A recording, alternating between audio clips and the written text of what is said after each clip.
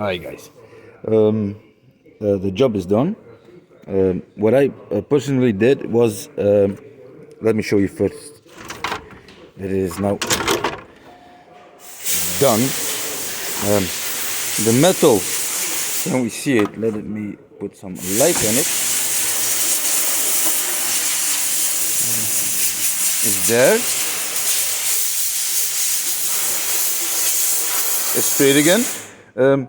As you can see, I put a bolt in it, an Allen bolt. What also is possible is just to drill 4 millimeters and or 5, because the shaft is 6 millimeters. I did not have the right rings. I only did have my smallest one was 10 millimeters. It needs 5 millimeters to put the original one in, but seems like it goes off once.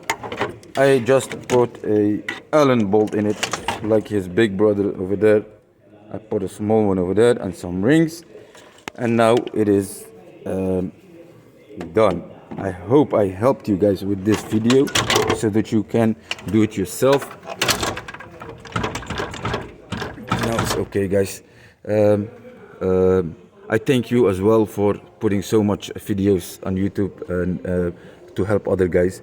That's my inspiration to do so as well. When I'm putting the cap back, I will show you the bolts that you need to get off so that you can reach this area. And when you get things off, watch also very good if there are no hose leakages, or sometimes it will leak here. There are some seals in here, and there is so much thing that can be broken, but for now this is the lever that goes up and down, or the handle that goes up and down. The console of only wheel machines does have this system that goes up and down, as far as I know. Yeah,